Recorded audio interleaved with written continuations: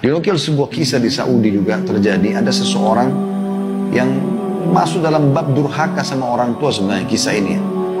Ada seseorang anak selalu di waktu kecil dia kalau sekolah teman-temannya olok-olok dia, mengatakan, "Hei yang punya ibu buta, hai yang punya ibu buta," selalu bahasa begitu. Karena memang kedua ibunya ini matanya buta, bahkan matanya itu bukan buta seperti orang biasa, bola mata tetap ada dan terlihat, bukan.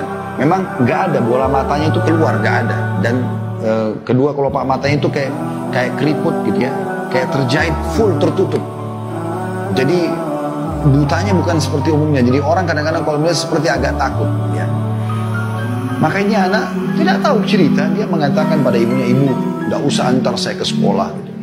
Karena kalau ibu antar ke sekolah, sering teman-teman saya mengolok-olok saya gitu." Ya. Maka dia pun akhirnya ibunya mengatakan, "Baiklah nak, anaknya tidak diantar ke sekolah."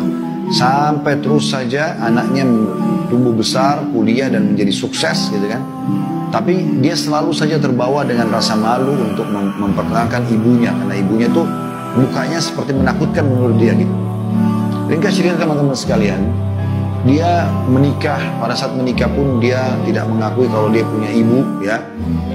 Dia menyatakan kedua orang tuanya sudah meninggal, sampainya dia pindah ke negara di luar Saudi. Ibunya terus saja berusaha mencari tahu kabarnya segala macam, tapi kehilangan berita. Sampai sudah sekian tahun, saya ringkaskan ceritanya, sekian tahun dicari oleh ibunya, nggak ketemu, nggak tahu di mana anaknya. Maka dia pun, anaknya sudah tinggal di luar negeri dan sudah punya beberapa orang anak juga gitu. Ibunya hanya mendapatkan informasi tentang keberadaannya, ibunya mengumpulkan uang, kemudian ringkas cerita bisa berangkat ke negara itu dan mendapatkan alamat anaknya. Pada saat si anak ini lagi duduk bersama dengan istrinya di sebuah apartemen yang bagus gitu, di salah satu negara di negara barat, kemudian anak-anaknya mendengar suara bel, dibukalah pintu, tiba-tiba mereka lari ketakutan dan mengatakan, "Ayah, tolong ayah, di depan pintu ada orang gila menyeramkan." Maka si ayah ini yang di sini posisinya sebagai anak ibu tersebut keluar dan kaget melihat ternyata ada ibunya depan pintu.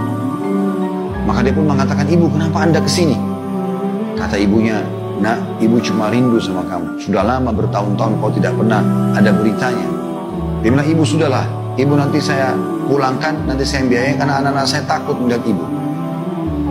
Maka dia pun spontan langsung menutup pintu apartemennya, dia bawa ibunya menuju ke bandara, diberikan tiket, dipulangkan lagi ke Saudi. Kurang lebih cerita ini berjalan beberapa bulan setelah itu. Ada surat yang sampai ke dia dari salah satu kerabatnya. Dia mengatakan, ada informasi kalau ibumu sudah meninggal dunia dan ibumu ya, sudah dikuburkan. Kami mengirim informasi ini kepada kamu karena kami ya, tidak tahu keberadaanmu di mana, dan ada surat titipan dari ibumu.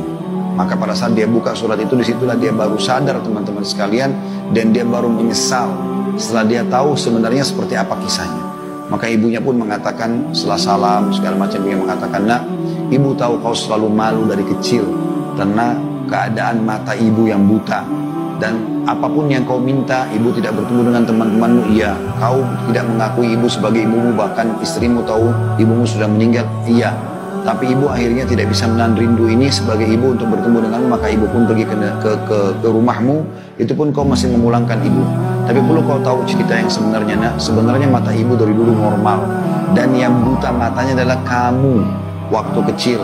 Dan karena ibu tidak tega kau tumbuh besar buta, maka ibu pun mengoperasi kedua mata ibu, diberikan kepada matamu. Jadi mata yang kau pakai sekarang adalah mata ibumu, tapi ibu sudah ridho denganmu, nak. Ya, semoga Allah memberimu hidayah dan segala macam." Lalu kemudian surat itu ditutup dengan salam. Pada saat itu anak itu menangis, terisak-isak, merasa menyesal, tapi sudah tertutup pintu. Selama hidup dia bukannya berbakti sama ibunya, malah dia menjauhkan diri dan segala macam. Ini banyak terjadi teman-teman sekalian.